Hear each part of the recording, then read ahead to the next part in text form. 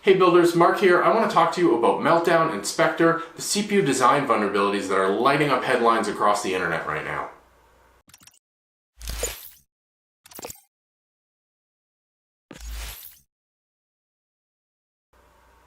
Well, more specifically, I want to talk to you about how a business or an organization should approach dealing with these vulnerabilities. I made a video yesterday about the vulnerabilities themselves. Check it out if you haven't already watched it.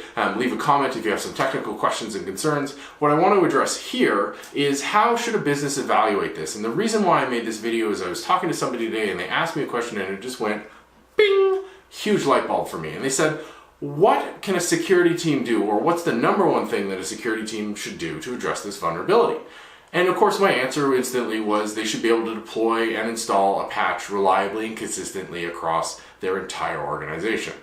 But when you step back for a minute and start to evaluate and try to understand whether security can even accomplish that, you realize they can't. They don't own these systems. They're not responsible for maintaining them. They don't actively type on the keyboards there or remotely connect to these things. They may have overarching responsibility. They may maintain what's left of the perimeter for the organization, but they're not actually hands-on. They need to convince somebody else to be able to do that. And in some organizations that works great. In the majority of organizations, that's where we get that the team that says no image for security. Because realistically, this is a business problem. Your business relies on your digital systems, on your digital presence to do business. You need to make sure that you can maintain those and protect those. Cybersecurity needs to be woven into the fabric of everything that you do. And I don't know why I made that, but that's my woven hand sign apparently. It's that important. I'm making crazy hand signs. You need to understand as a business, how can you make sure that you can deploy these things based on the risk decision you make. So the risk decision this week is very, very simple.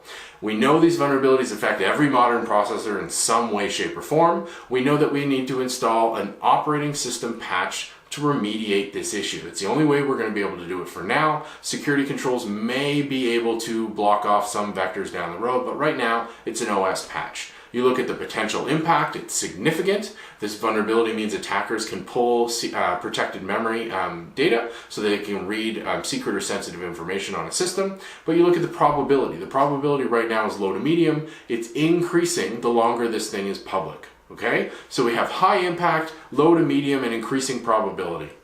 The patches have been in development for months. This is not a new issue. It seems like that from the reaction because the disclosure happened almost a week earlier than expected, simply because it leaked out and people leapt on it to respond. But the code is being developed and the code has been tested for each of these OSs quite rigorously. So we know that the risk of the patch breaking something is relatively low. So we can offset this risk. We look at these risks and we try to match it out and we go, we have a low risk of breaking something that cuts off a potentially high impact that has an increasing probability of happening.